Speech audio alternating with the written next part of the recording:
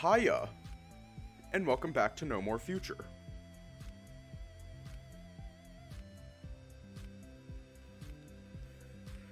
I was going to say something,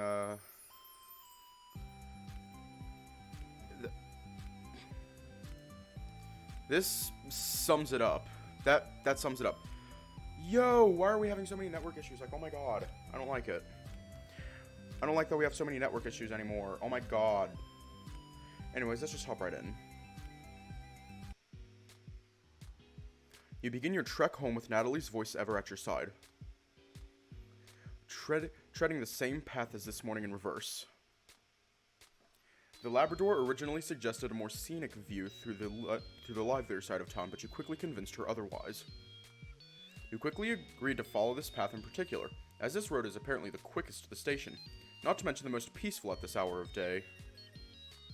Truth be told, after all that screaming and shouting you just endured, some peace and quiet is all you can really ask for. Moreover, the evening sky in the distance is still as pretty to look at as ever, with its delicate rosy hue covering the horizon like a blanket, so it's not a wholly uninspiring journey.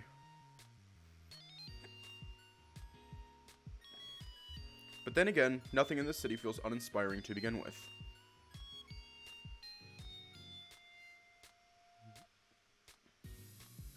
You grew up in Bloomberg?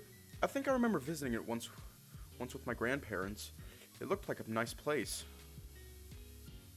Natalie's questions appear to never cease, and so far you're more than happy to indulge in them, even when there's not much for you to reply with. Yeah, it's alright, I guess. Isn't it, like, 2 hours away from here?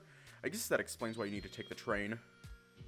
2 hours by car, yeah. On the other hand, with the MAG train, it's about 20 minutes. Either way, Bloomberg's nothing to get too excited about. It's just a city like any other, really. Nothing novel or extraordinary about it. Is that it? So it's just the place where you happen to be born, I take it? Pretty much. Well, I'm glad you're enjoying your time here in New Relay, then. I know you didn't get a chance to see it all while you were busy recovering from your transition, but trust me, it's the coolest place on Earth, for sure. That I know of, anyway. Right. You sure you're not being a bit biased? Maybe. I do like high-tech stuff a lot, I guess. Plus, I do sort of live here now and all. Now? Where did you used to live? For once, your canine assistant is remarkably quiet. It takes her a few seconds to answer your innocent question.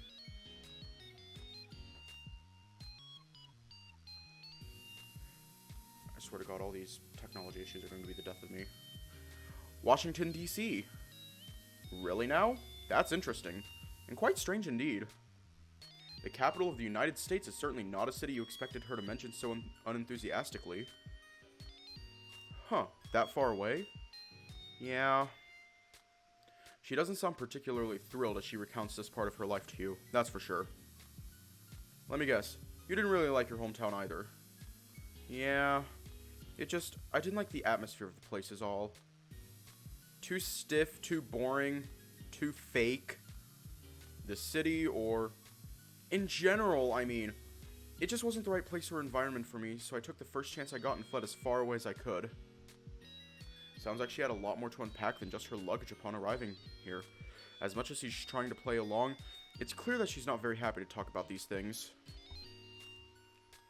Maybe you still don't know her well enough to properly have this discussion right now, which is quite understandable considering you literally just met.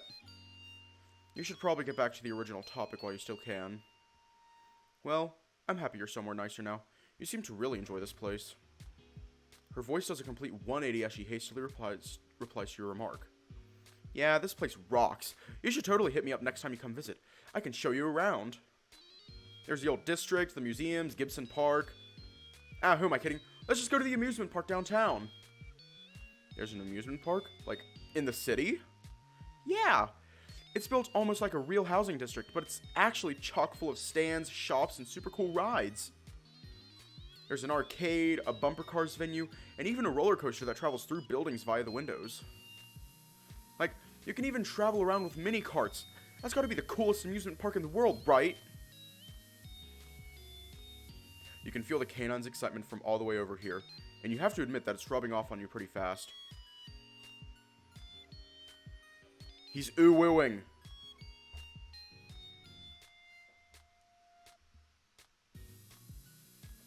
He's doing the ooh-woos.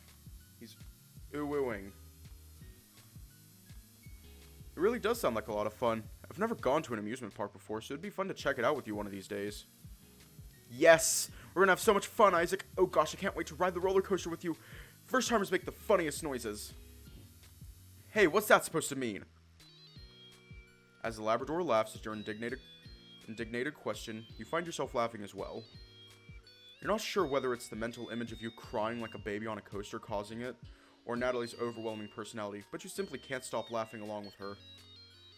For a second, you can almost imagine yourself having fun like a normal human, and feel the wind gliding on your skin as you scream and shout into the air. As the giggles begin to subside, you take one long look at your synthetic hand outstretched before you. You inspect it from top to bottom, noticing every tiny detail in its design.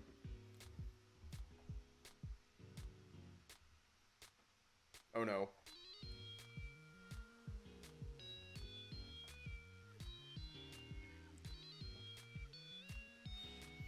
That is the face of someone planning something mischievous.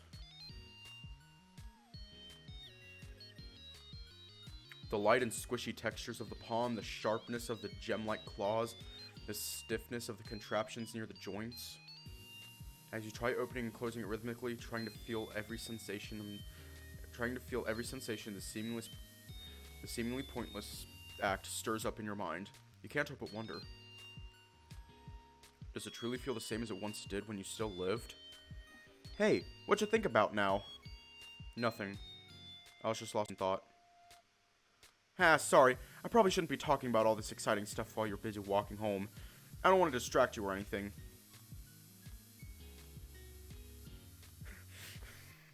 Literally. It's okay, you're fine. I like being distracted.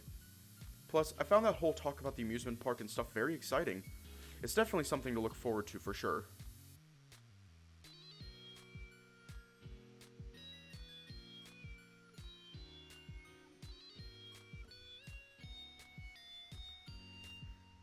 Okay. Yo, did your, caps lock pop on? Did it just, Oh, hey, caps lock is on now. Did that happen? Because it looks like it might have happened.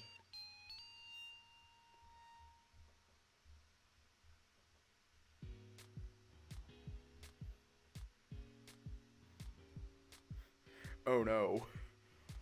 Plus, I found that whole talk about the amusement park and stuff very exciting. It's definitely something to look forward to for sure. Really? Well, I'm glad you're already looking forward to that.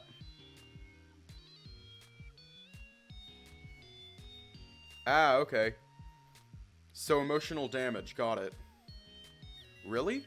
Well, I'm glad you're already looking forward to that. But for real, let's not get too ahead of ourselves, shall we? We still have a train we need to catch. You're right about that. Speaking of, how long until we get there? Hey now, don't you start it. I'm usually the one who asks, are we there yet? And don't try to steal my job. That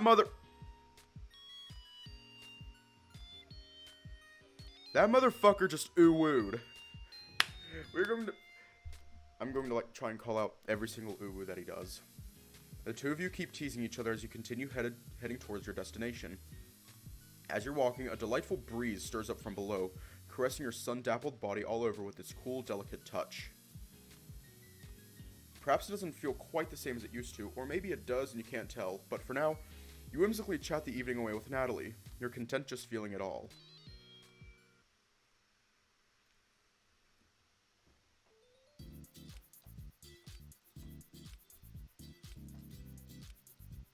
Imagine if he couldn't in his last lifetime. Well, I don't think it even depends on the species. I think, with this art style especially, everyone is able to ooh-woo.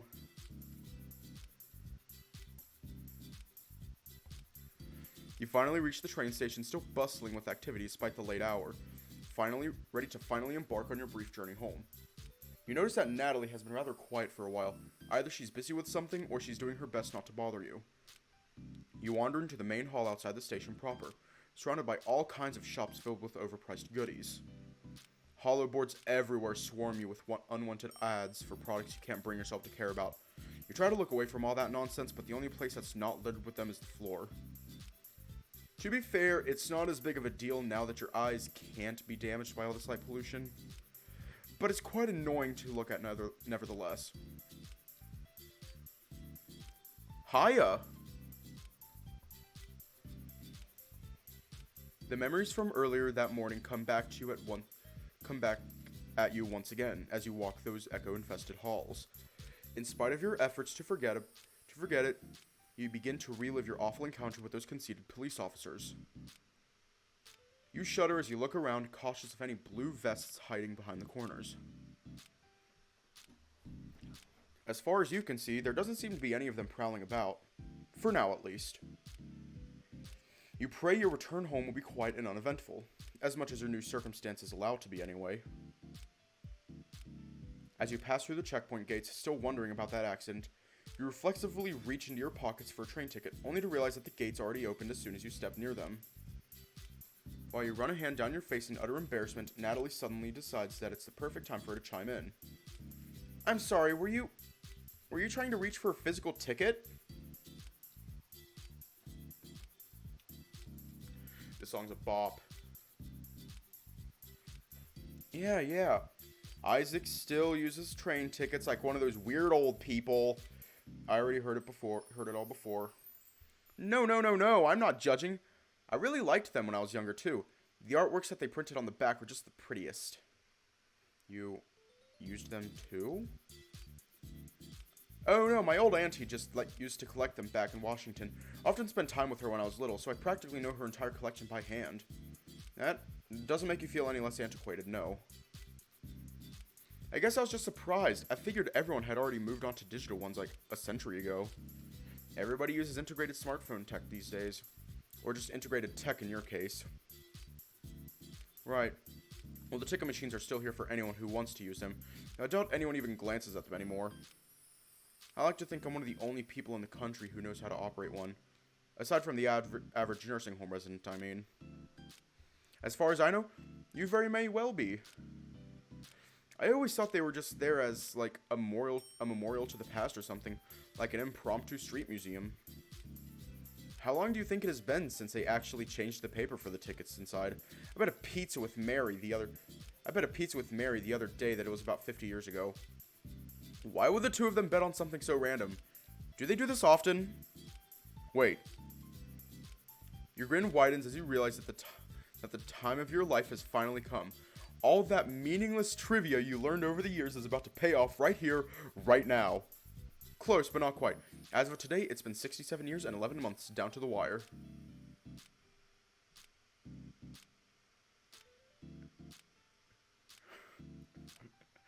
The more you know.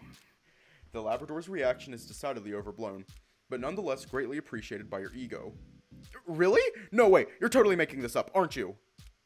Nope, that's the day the station was fully renovated, and much of the old machinery was scrapped. They were supposed to get rid of the ticket dispensers too, but they forgot nobody's felt like moving them since. My aunt told me the story a couple of times at least. You can check it if you want, she's never wrong when it comes to this stuff.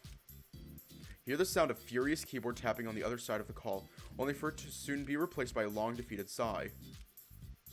You didn't somehow figure out how to look things up on the web on your own, did you? That implies that Arthur actually bothered to teach me during our brief time together, which, yeah, right. Honestly, it's surprising how many odd bits and pieces of trivia I retained during the transition.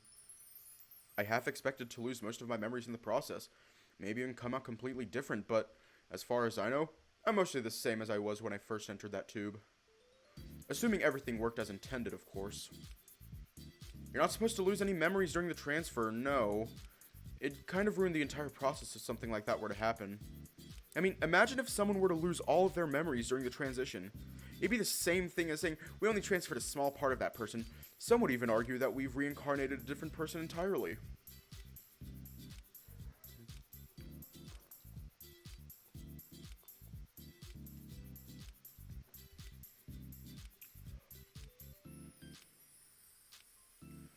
A person isn't defined just on a few key traits of or experiences.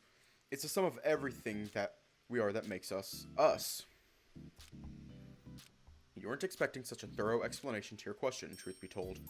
But knowing all that does put some of your worst worries at ease for the time being. Huh. I guess that makes sense. Still, I'm pretty impressed you knew the answer to that bet. I guess I owe you a pizza, huh? Well, since you're offering, I think I'll have one with sausage, pepperoni, and blue cheese. Roger that. I'll write it down somewhere. Eventually. Maybe we can have that the next time you come over. Unless you'd rather we head to a pizzeria for that dinner night you were planning one of these days. Just thinking about it makes me embarrassed. I can still hear Mary's laughter in my head. That's the effect Mary has on people, yeah. If it consoles you, I found it cute. You did? Yeah, I mean, it's not the first time someone invited me out for dinner, but it was the first time someone tried to do that as a friend. You can feel your cheeks getting warmer as you try to look away from Natalie's invisible gaze, only to hear a girly chuckle on the other end of the call. That said, if you still find that embarrassing, I'm fine just having something over at the lab the next time you visit. Yeah, I'm down for that. Count me in. As the two of you laugh alongside one another once again, you think back on your time with Natalie so far. First, an invitation to an amusement park, now takeout at the labs. She definitely doesn't shy away from the idea of spending more time alongside you. You wonder how much of it is due to her desire to be your friend, and how much depends on her interest in you as a synthetic. By the way, how come you relied on them so much back then? Train tickets, I mean. Oh, that? It's a long story. I have time, if you want to talk about it, that is. You sigh as you prepare yourself to relive those old memories of yours. It's fine. Long story short, my parents were paranoid of most forms of technology, like real paranoid. Physical tickets, physical books, no internet access unless absolutely necessary. They were old-timey like that. Some of it was manageable, pretty cool even. I never thought real books could be so comfortable to read on compared to the digital textbooks I use in class. The rest, however, not so much. I mean, can you believe I only got my first smartphone when I was 16? They were so... Word? Natalie interrupts you in the middle of your rant, likely without even meaning to. Yeah, sorry. I guess you wouldn't know. Literally. Motherfucker's Patrick Starr. Yeah, sorry, I guess you wouldn't know. Dad died when I was 11. Lung cancer. Tumors run in the family or something like that. Mom's still alive, but a surge of dark thoughts resurfaces in your mind with the strength of a leviathan, threatening to swallow you whole. You vigorously shake your head in a desperate attempt to suppress them, trying to stay focused solely on the conversation before you. We don't talk much. We haven't spoken since I underwent the transition. Or rather, we did, but it's complicated. It takes a while for Natalie to reply. When she does, her voice sounds just as sad as yours. I'm so sorry to hear that, Isaac. For making you relive all that stuff and everything. It's alright. Let's just talk about something else, shall we? Clear up my mind and all that.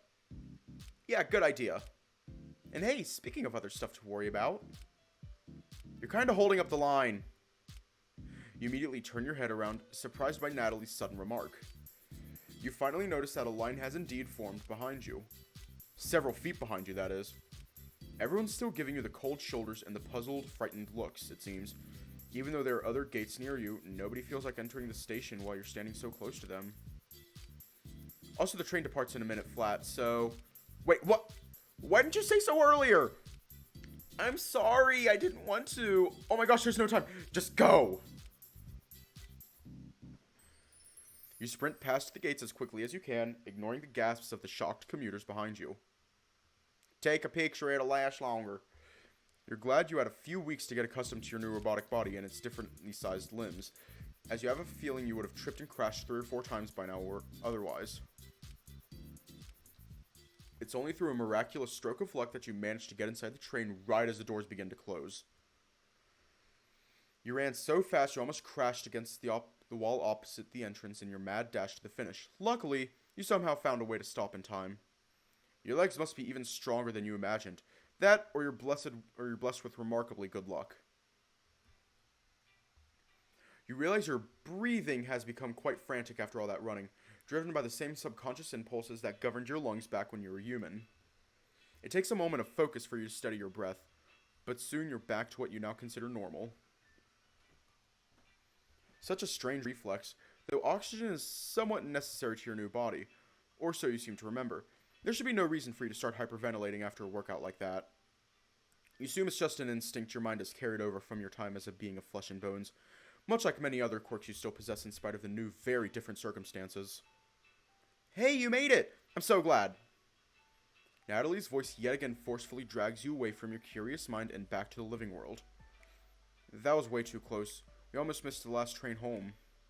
Yep, that wouldn't have been fun. Sorry about that. By the way, I shouldn't have distracted you like that when we were already low on time.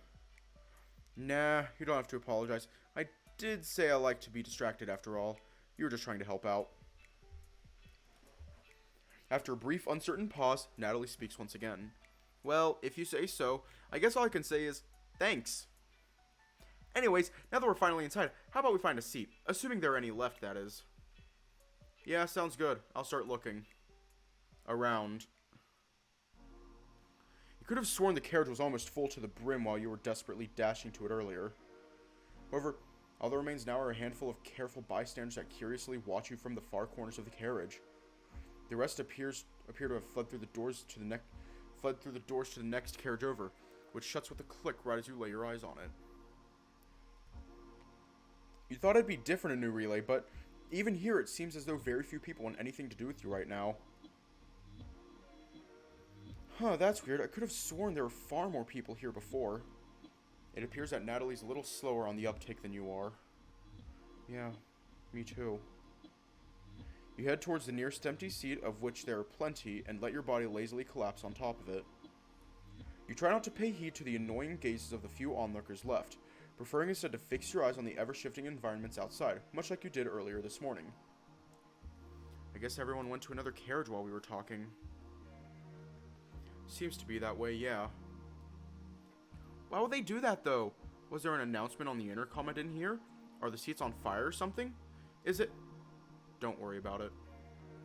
The Labrador immediately quiets down to your comment, recognizing that this isn't an issue she should press any further.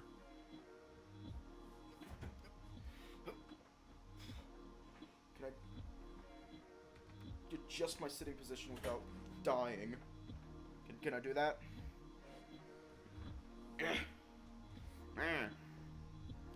Bring my mic closer, maybe. Let me try to readjust it. There we go. She probably already knows the answer to her own question anyway.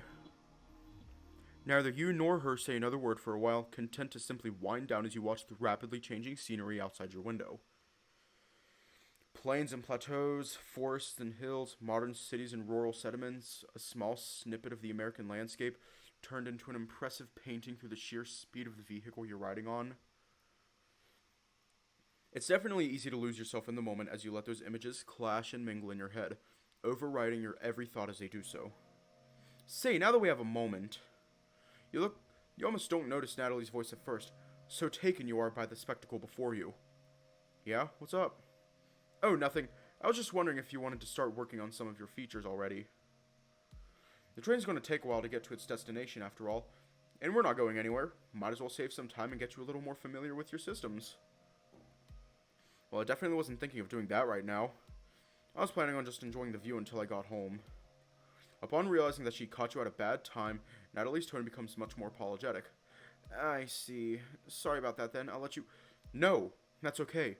I'm fine with starting now. Really? Are you sure about that?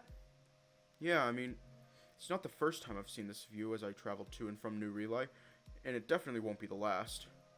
There will be plenty of other times to admire it, whereas I should probably get started on Synthetics 101 as soon as possible. You're not sure how much you can cover in the 20 minutes the train will take to get to Bloomberg, but any progress on understanding what you can and cannot do with your new body would be greatly appreciated. When you hear the Labrador's voice again, it shows that she's just as eager to begin teaching you as you are to begin learning. Alright, let's get right into it. So, where did you want to start? Tough choice. Any suggestions? Oh, are you already familiar with checking your status on your own? My status? Yeah, like how long you can keep going before you need to refuel, or whether any of your body parts aren't working correctly. No, can't say that I know that. The canine and her boss can thank that piece of junk Arthur for that. Okay, how about we start with that then? Sounds good to me. Though I can't say I know where to even begin. That's alright. That's what we're here for, remember? Now, you can check on this stuff whenever you want, but for your first time it's probably best if you close your eyes so as to help you focus. You do as your helper said and try to close your eyes, likely putting your visor on standby in the process. A familiar darkness is all that lies around you, forbidding you from looking past its thick veil. Okay, now what? Now try to focus on what you want to see. It could be something I listed earlier, or maybe something simpler like the current time. Focus on the current time?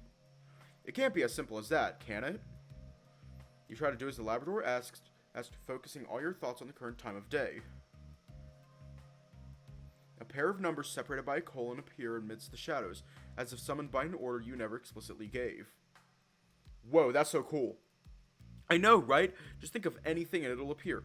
Kids the world over wish they had an imagination this vivid. It feels so surreal to be able to learn anything you wish so easily and reliably. Not that you're complaining. Though to be fair, I'm pretty sure this thing forgot to specify... Never mind. I guess I did. It looks like the only limit really is your imagination. Who knows what else this system could allow you to do. You decide to spend some time trying to answer that question on your own. Alright, now try looking up the Wikipedia article for Berlin. Immediately get to work on fulfilling your handler's request. Look up article Berlin. After some time spent concentrating, you can finally feel a surge of meaningless trivia on the European Union's capital manifesting in your head, neatly organized in about 100 papers. Weirdly enough, even without reading the papers themselves, you somehow already know stuff like the city's location, its history, and so much more. This new brain of yours truly is something. Very good. You're getting better at this by the minute. You think so? Yeah, I mean, for someone trying out an experimental technology for the first time, you're picking up on it faster than anyone could have imagined. Keep it up and you'll be just as good, if not better, than that pesky Arthur in no time. You smile at the Labrador's remark, feeling quite proud of yourself for a change. You've been working on this new skill of yours alongside Natalie for quite a while now, trying out all sorts of things in an attempt to get you used to it.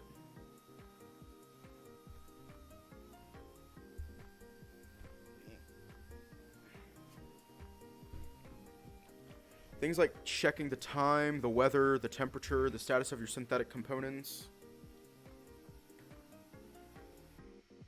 Information that you thought you'd always need an AI or handler's help to look up are now available to you as quickly as just thinking about them. And now that you can visualize them in your head with your eyes open, there's no limit to how wacky this feature could get. So, how do you feel? Having fun, Isaac? You bet. I never thought surfing the web could be so fun again. And this ability to view what's going on with my body at all times. I really wish I had access to something like that back when I was a regular human. Yeah, I can imagine. But look on the bright side. No illness is ever going to blindside you again now that you're equipped with this software. Not like you could catch one anymore, given you're synthetic now and everything. It's alright, I get it. And I'm really thankful to you for showing me how to operate it in the first place. I think you've been more helpful in the last 20 minutes than Arthur ever was in 3 days. You can hear the Labrador chuckling on the other side of the call. Likely a little embarrassed from all your generous compliments. Anyway, knowing your body's doing is just the tip of the iceberg, really. This tech interfaces directly with your neural systems, so it can react to a wide variety of stimuli. You'll pretend like you understood any of that. So, what's next? Anything else you feel like trying out? We could try watching a video if you want. Ooh, that could be fun. What'd you have in mind? Well, let's see. Oh! Did you know Mary's about to give an interview on the New Herald in a few minutes? Now that came out of nowhere. No, I can't say I did. The Siamese never mentioned that in the brief time you were at the labs. In fact, she said she'd be busy analyzing your lab results for the rest of the day. Judging by the sound of her voice, Natalie appears to be just as surprised as you are. Yeah, me neither. I only got a text message about it 20 minutes ago. Did Mary send it? Yep. Can't say I'm surprised, honestly. It's always a mystery whether she forgot to do something deliberately or not. Either that, or she just thinks this interview's not that big of a deal. Knowing her, that's probably the reason why it took her this long to inform us. I see. What's the interview going to be about? I've no clue. Could be any number of things. Mary never told me about any plans for interviews, honestly. I wonder if this was Mr. Morgan's idea.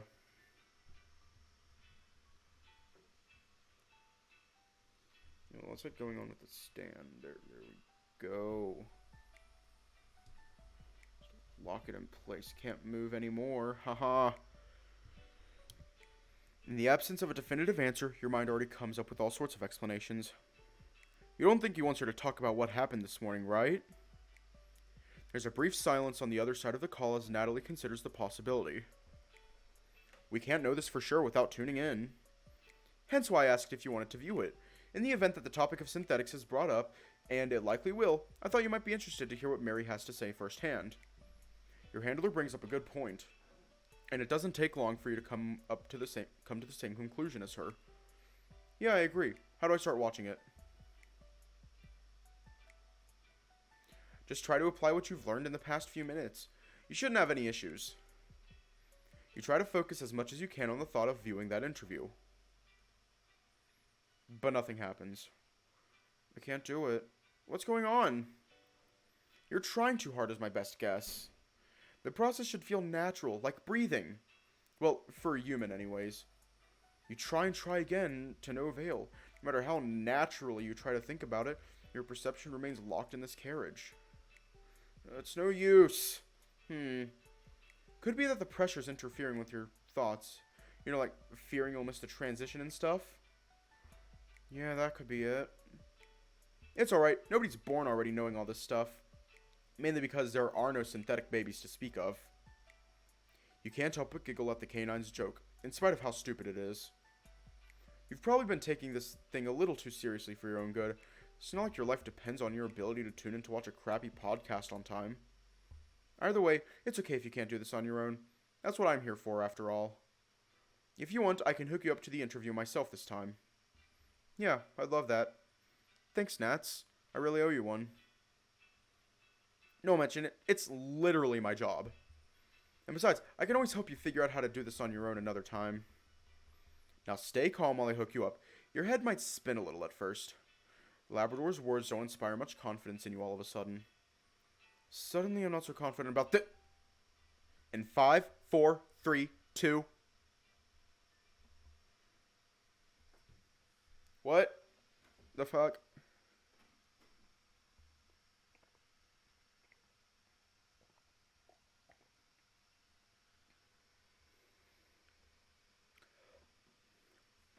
Your head spins so quickly, it takes you a while to understand what just happened. Your vision needs a moment to readjust to your new surroundings, which seem to have changed in the blink of an eye. You recognize this place. You were here not that long ago, in fact.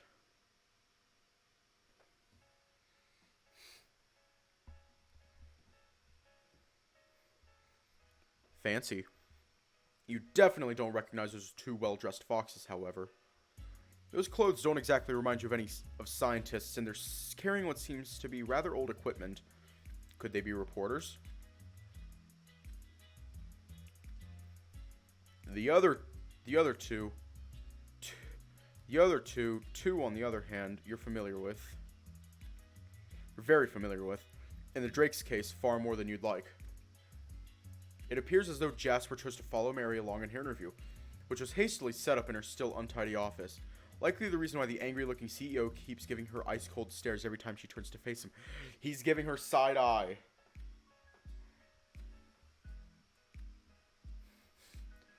So, tell us about this new generation of drones you're developing, Dr. Shelley. Looks like the interview's already started. You try your best to follow in spite of your total ignorance on the topic at hand. What's there to say that hasn't already been said? They're faster, cheaper, and more compact than ever, able to both carry weights up to 10 times their size through magnetic levitation and perform precise engineering work on a wide scale. A single drone can replace an entire team of workers, a dozen an entire construction crew, and they fly. You definitely never heard Mary talking about these drones of hers before, that's for sure. Though to be fair, you never heard of them before on the news either.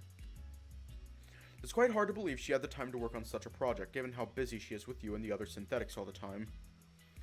Is she merely acting as a mouthpiece for someone else at the labs, or is she truly that good at multitasking? However, the implementation of this technology is meeting some fierce resistance from workers all over the globe. People are afraid that your drones could take away millions of jobs in key sectors such as construction and logistics. I mean, who can blame the... With a loud cough, the Drake implicitly voices his dissent. What I mean is, a fearful reaction is to be expected everywhere innovation presents itself. Change isn't an easy process, and people are bound to be upset no matter how much their lives improve. After all, our drones will be able to do many jobs that might be risky, if not deadly, for a regular human. Workplace fatalities will practically drop to zero, which I'm sure is something no one can object to. But with all these dangerous jobs being performed by machines, the people who used to do them will now go home hungry. Well, you know what they say in situations like these. Just learn to code. Everyone in the room drops in hysterics save for the Drake, who really cannot seem to get behind the joke. All jokes aside though, I assure you that the loss of those jobs is nothing to panic over. All across history, important innovations have always been met with swarms of people crying that their livelihoods would be destroyed by the advent of new technology. However, these are nothing but ramblings of people who cannot see past their small little work desk. Jobs don't disappear, they change. They evolve, and so do the workers and their skill sets.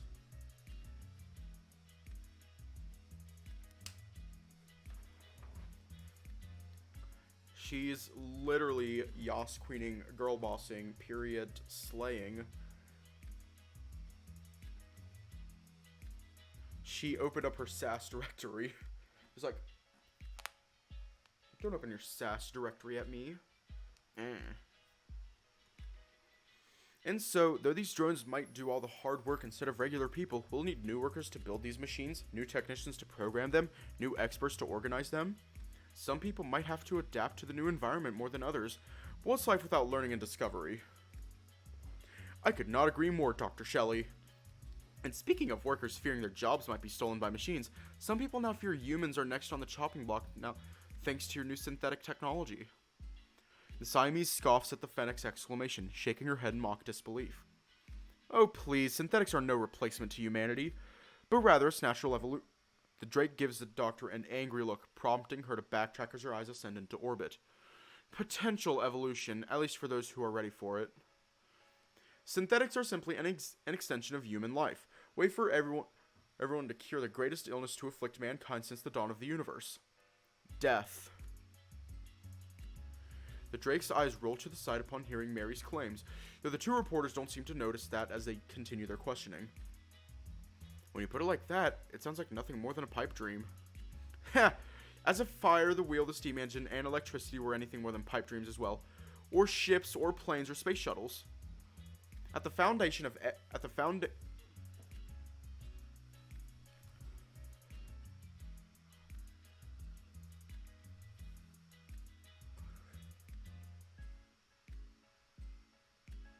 At the foundation of every revolution lies a great inventor that dared to dream beyond anything reality could offer, and our synthetics are Pandora's biggest dream yet. Casual bragging aside, you have to admit that it takes a very special kind of person to even attempt what Mary tried to do, much less succeed. You never did ask her where she got the inspiration for this idea in the first place, or much about her past for that matter. Yep. Maybe you should rectify the next time you meet face to face. Yeah, we have network issues. You're saying that in the future, everyone will be able to transfer their mind to a synthetic body and live forever? For an affordable price, yes. The male fox chuckles lightly at her statement, a wide smile on his face. It's definitely an intriguing perspective, and these synthetics will be carbon copies of their organic originals? Carbon copies wrongfully implies that they're duplicates. But I understand what you mean. To answer your corrected question, yes, those who undergo the transition, as we call it, will wake up in their new body just the same as they went in, with no changes to their personality or their memory. Simply unbelievable. And this technology could be available to people all over the world tomorrow? Whoa, let's not get too hasty. We still have plenty of tests to run before we can properly launch our synthetic program worldwide. At least give us until Christmas. After a few more laughs, the Fennec asks a new question. Though some, like my colleague here, are quite ecstatic about the prospect of extending one's life past its natural limit, public perception of your project has been more or less mixed since the very beginning. Many people fear that synthetics are simply gaslighting for a new generation of advanced A-grade AIs. They've also been compared unfavorably to the Kronos disaster 40 years back. The cat nonchalantly scoffs at the reporter's worries, evidently uninterested in taking any of this seriously. I mean, what isn't these days, am I right? Even so, after today's incident at the new relay train station, where one of your synthetics had an altercation with the police, more and more people are expressing doubts about the safety of your androids. Oh boy, I knew they were going to mention that at some point. Though Mary looks ready to dig into the topic, Jasper's quick to forcefully nudge her with his elbow, likely in an attempt at reining her in. For the first time since the beginning of the interview, he's the one to answer the reporter's query. The incident has already been reported to the proper authorities, which will take over the investigation so as to eliminate any possible bias. That is all. Competent authorities? You cannot recall hearing anything about those. Is he making it up, or did Mary forget to mention those too? I see, but then how come this android is allowed to roam freely during the investigations? We've received countless reports from concerned viewers that the synthetic is currently on a train to Bloomberg, completely unsupervised. You hear your heart skip a beat as you process what you just listened to. That girl knows exactly where you are and what you're doing. Do they have cameras on this very train too? Did one of the other passengers rat you out? Feeling too stressed to deal with these questions appropriately, you try to focus your thoughts on the annoyed-looking Siamese, who nevertheless appears to be prepared to deal with the lady's concerns. The free circulation of the synthetic you're talking about is imperative to our pursuit of knowledge on his condition. For that reason, he will not be detained in any manner unless deemed necessary by the competent authorities. I can't help but feel that some people might view this as a sort of live experiment that they did not sign up for. It's not an experiment, it's an opportunity. An opportunity to let go of the fear that's preventing you from accepting change. An opportunity to interact with our synthetics firsthand instead of merely hearing about them on the news. After all, if this technology is ever going to become mainstream, we'll have to adapt to a world where humans and synthetics alike coexist in harmony. The sooner people can get into this mindset, the better. Pandora Laboratories remains committed to its mission to create a better future for everyone. All we ask is for people to understand why these early steps are necessary, so that we may all one day.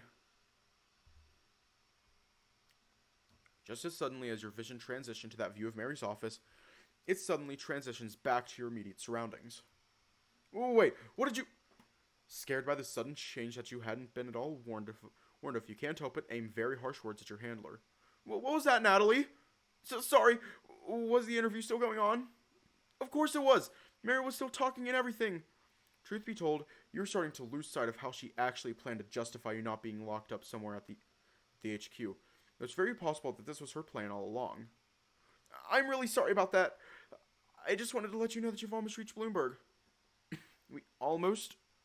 Wait, we did? Yeah, it should be visible right now outside the windows. Still a little angry with the ever-apologetic dog, you nevertheless peek through the window and gaze into the starry night outside. It doesn't take you long to recognize that the familiar sight of Bloomberg's train station, getting closer and closer every second. You truly did lose track of time while you were watching that interview. I had no idea it was taking so long. It's alright, after all, I'm still to blame for undoing the connection so suddenly. Now I understand why you had to do it. It would have been a shame if I got so wrapped up in the interview that I missed my stop. Even though you didn't feel as though you spent much time watching that interview, there's still quite a lot to unpack. The public continues to be somewhere between hopeful and scared shitless with your actions this morning not doing much to help your cause. While Mary continues to vouch for your innocence with mixed results. It's difficult to say where things could head for you next. Although, perhaps you're just reading too much into what could be an entirely inconsequential news report. Speaking of, thanks again for your help, Nats. It's good to know at least one of us has their head on their shoulders.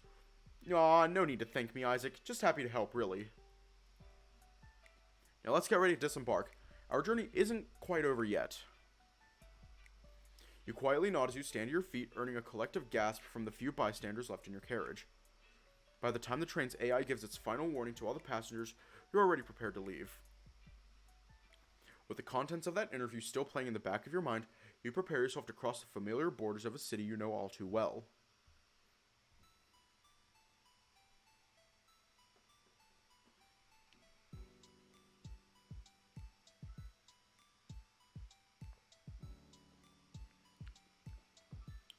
This music fucking slaps. You disembark the train and step onto the cold, slightly dusty floors of Bloomberg's train station. The fresh mountain air feels so much lighter compared to New Relays. The difference is definitely noticeable every time you come back to this place. Though in the end, it's nothing more than a small improvement, seeing as though breathing is now mostly a pastime rather than a necessity for you.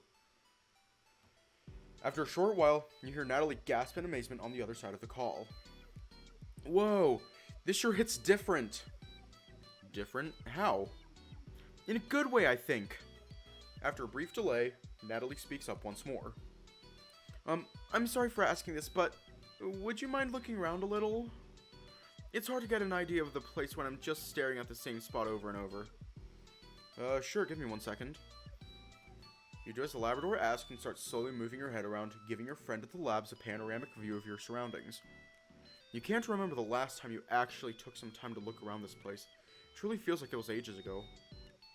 The century-old halls of this large, gloomy place have adamantly resisted the passage of time and the fury of the elements. You can't be too sure, but you assume that their appearance is more or less the same as it was when this structure was first built. No ad boards showcasing the latest viral products, no flashy projectors hanging from the ceiling, even the voice over the intercom is just a pre-recorded message left by some stranger long gone. Instead, you get a large, old-style digital board on a simple LED screen attached to a huge marble construct to showcase all the incoming and outgoing trains, as well as an ancient analog clock to display the time. The latter is probably the only thing around here that catches your attention. It's a veritable museum piece, the likes of which many have never seen before in their lives. It's a relic as old as this station, and the city keeps it here more out of pride than practicality. Especially considering it's been broken since long before you were born. You've never seen its hands move an inch, yet many claim that the clock somehow manages to always be wrong no matter what time of the day it is. I remember you definitely don't have the patience to test, even in your current state. In some respects, Bloomberg's station is a little bit better than New Relays, in spite of how much more technologically advanced the latter is. With practically no audio-visual pollution, it's definitely a much calmer, more soothing place at times. On the other hand, compared to New Relay, it also feels a lot more stagnant, anachronistic, lifeless. Which is ironic given how many people are still around at this time of day, staring directly at you like they just saw a ghost. Ugh, not this again. Oh, right, the people. Surprise, worry, fear, anger, the emotions you've come to expect, really. Surprisingly, not everyone's wary of approaching you this time. A brave few step forward to greet you with microphones or smartphones in their hands. And there's the man of the hour, Mr. Isaac. What are your thoughts on Dr. Shelley and the rest of the Pandora Labs team? Mr. Isaac, do you have any comments on the future of the synthetic race? Isaac, do you believe the current price of crackers is in any way unfair?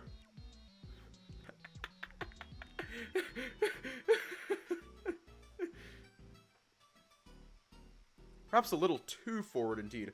This is quickly getting ridiculous.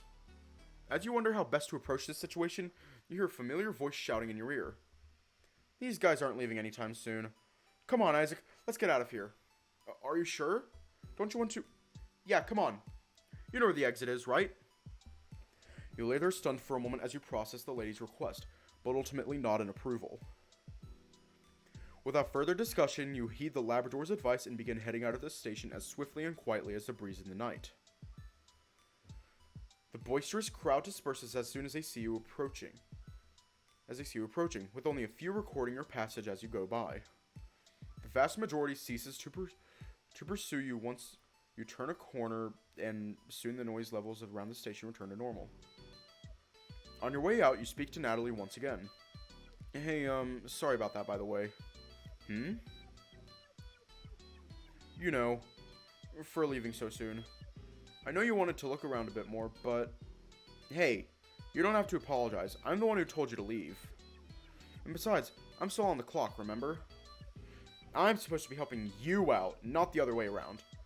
We can sightsee and stuff another time if you want.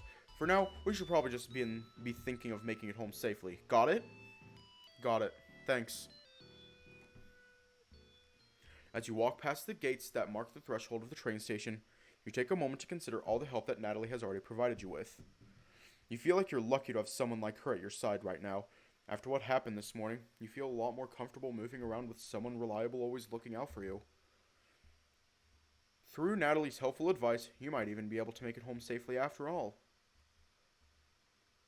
As you leave the train station, you're immediately greeted by the loud, boisterous facade of the very city you grew up in.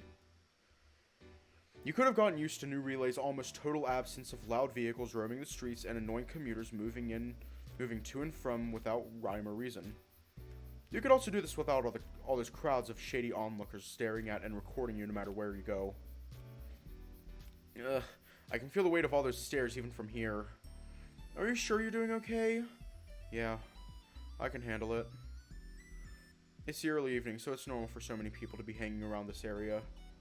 Still, after what happened this morning, you fear that someone might try recording you again? Either for fame or just in case, yeah. Even if I don't end up doing anything, I'm still a weirdo to these people, so they're bound to show up wherever I go. But, you know, if I can't handle it now, when am I ever going to? Right, that's the spirit. Just gotta hang on tight until we reach your place. No one will try following you there. Yeah, I hope so. As you glance once again to the large swarm of would-be paparazzi pointing their smartphones at you from a mile away, you wonder just how easy it'll actually be to lose them. Either way, let's try to stay calm and avoid giving them anything they could use against me. Agreed. Let's put our best being, normal, I guess.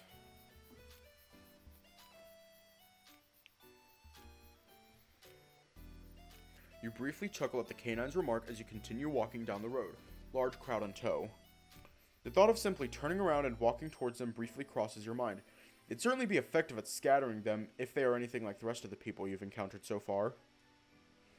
But in the end, you decide against it. All you want is to be left in peace, and going out of your way to scare a couple morons off doesn't feel particularly peaceful to you. With some luck, they'll disperse on their own once you reach your apartment complex. With even greater luck, maybe well before that.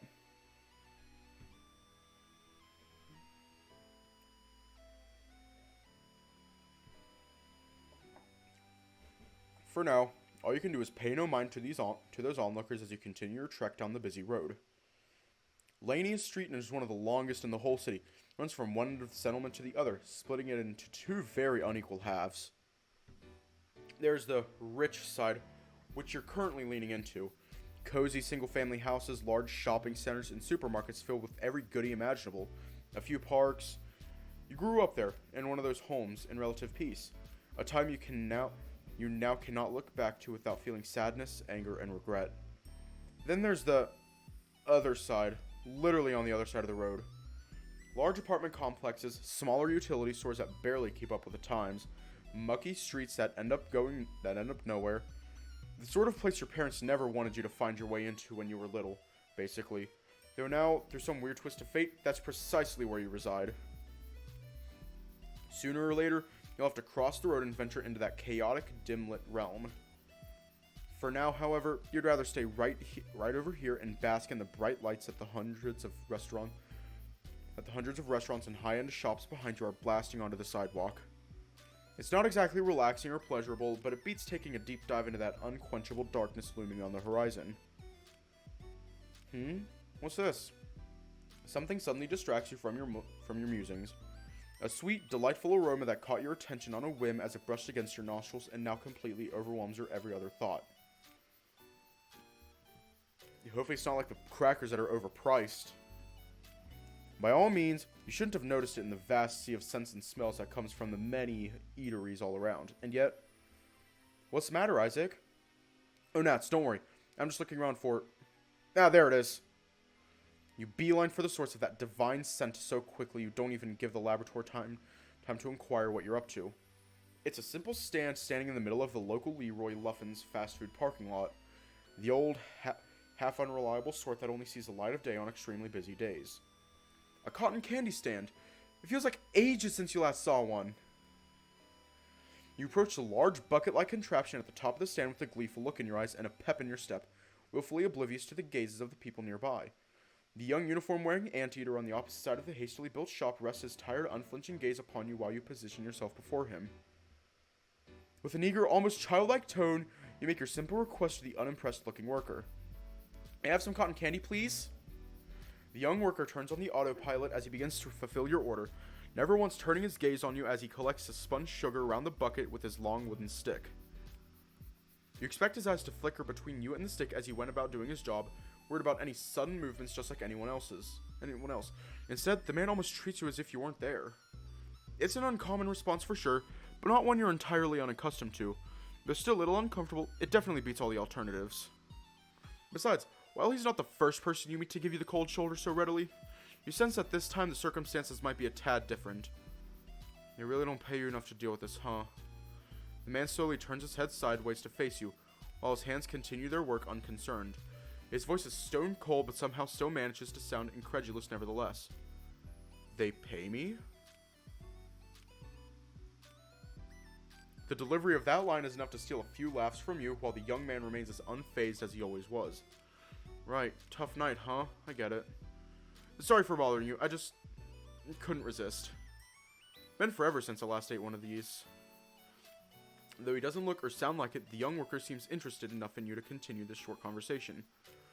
You're cool, let me guess. Last time was before you ended up looking like that. Yeah, it was.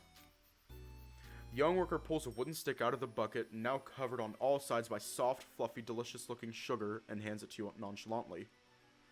Cheer up, have some cotton candy. The offer comes just in time right as you're about to have another bad trip down memory lane. You eagerly snatch the stick out of the anteater's hand, holding it before you as you inspected it all over, then sink your robotic teeth into it with unfettered enthusiasm. It tastes just as nicely as you remember, like biting into a rainbow-flavored cloud. Fleeting memories of sweeter days when both your parents still walked by your side resurface in your mind as you wrap your tongue around the delicate candied strings. There's no aftertaste as you send the first bite down your gullet, one way or another. The flavor flees from your mind just as quickly as it arrived, and the same is true for the rest of your other thoughts. Just then, another sudden thought crosses your mind. Oh, right! You turn to face the anteater, who's already holding a mobile cash-out device in his hand. A simple tool with a narrow slit for people to slide their credit cards through and a monocolor screen. Yet another relic of a distant time, clearly. In-app payment or credit card? Right. The payment. You obviously don't have a credit card with you at the moment, and you'll die before you create an account on Leroy Luffin's app. However, perhaps there was a better way to go about it. Hey Nats, is there a way I can pay through... The smart Labrador intercepts your thought before you can even finish it. Yeah, of course. Give me a sec. After politely asking the young anteater for his permission, you grab the device with your free hand as you take another bite into your delicious treat. The screen flickers for a moment before showing you an amount more than sufficient to cover the transaction. Seeing those numbers pop up on the screen, even the anteater's eyes widen a little. After checking the device to ensure that you didn't play a prank on him, he calmly puts it down and gives you a concerned look. Whoa, that's like 3 times what you owed us. Right, of course. That's what he's worried about. The rest, you can consider it your tip. Trust me, you've earned it. The tired worker turns to face you once again, this time looking as incredulous as his voice is. You sure about this? Yeah, of course. You treated me nicely, and that's more than I can say for most people I've met today. You make as if to leave, but stop yourself after a few brief steps. You turn tail and take a moment to chat with the young worker some more. Oh, and by the way, if your manager tries to steal even a single penny of that tip, you can tell them this. I'll be back.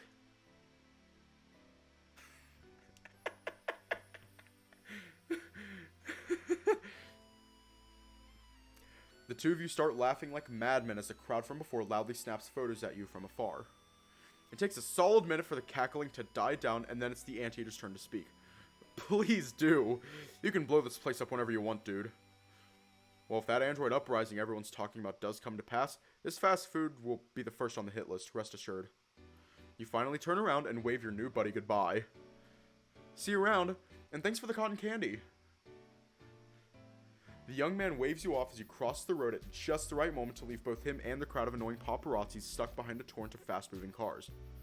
Those people won't be able to catch up with you for quite a while, you reckon? A perfect time to sit back and steady your breath as you approach the bad end of town. We're gonna leave off here tonight.